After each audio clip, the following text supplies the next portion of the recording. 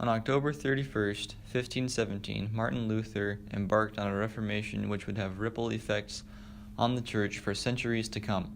Nailing the 95 Theses to the church door of Wittenberg, Luther set off a series of events that ultimately led to the Protestant church separating from the Roman Catholic Church.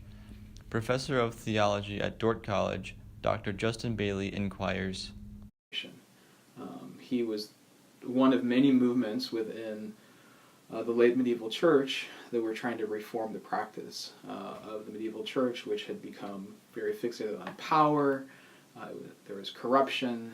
There was a guy going around selling something called indulgences, which meant that if you had a family member who had died and was in purgatory, which is the middle place between heaven and hell, you could pay to take years of their time off purgatory. So those are the sort of abuses that Martin Luther was responding to. And he was wanting to get back to sort of the simplicity and the clarity of the gospel, the teaching of the apostles, and called for the church to be reformed.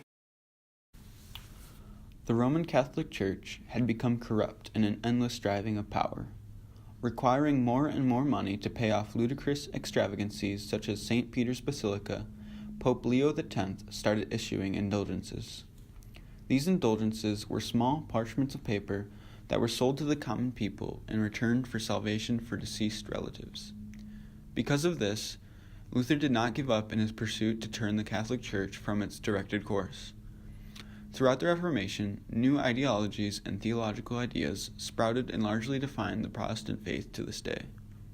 Reverend John Lee of Bethel CRC in Sioux Center stated, Sola fide, by faith alone, sola gratia, and grace alone, solus Christus, and Christ alone, sola Deo gloria, to God's glory alone, and sola scriptura, by the scripture alone. So those kind of 5 things, you can unpack each of them, but they were really a call for the church to go back to the basics understanding of Christianity and to strip away some of the verbiage and power that the church had assembled around it. John Calvin, a major reformer from France, set up a church in Geneva, Switzerland. It was here where he created the Institutes of the Christian Religion in 1536. Dr. Bailey discusses on the topic. And then Calvin, John Calvin, who is in Geneva, Switzerland, sort of established this Protestant home for refugees from persecution, from Catholic persecution because of the Reformation. And he was a great systematizer, wrote his Institutes of Christian Theology, which is still probably the most important theological work written. Calvin and his followers created a sect of Protestantism now known as the Reformed faith, to which millions of people belong to this day. Reverend Lee says, You look at, you had, at the time of the Reformation, a couple of major church movements. There was the Eastern Orthodox, the Coptic, and the Roman Catholic. And so in the western part of Europe, it was all Roman Catholic. Now there are, by some estimates, there's all kinds of estimates about how many denominations there are, 30,000, 50,000. And so certainly the fracturing of God's church, the sort of distrust and disunity that's resulted.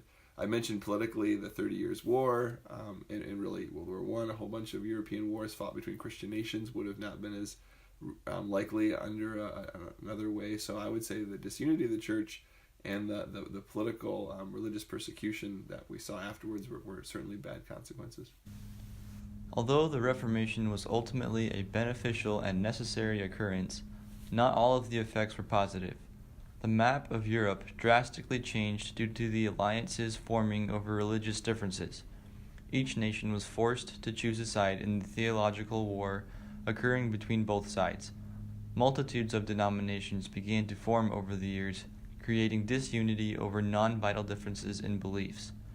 Beginning as a unity of believers seeking change in the Catholic Church, it has seemingly devolved into seeking out the contrasts rather than the similarities in each other.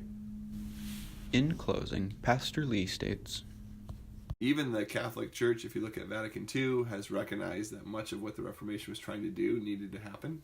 The Reformation wasn't trying to revitalize the church or change the church. It was really trying to go back to the beginnings and to call the church to faithfulness, which is why it's a reformation, not a revolution. And that needed to happen and continues to need to happen.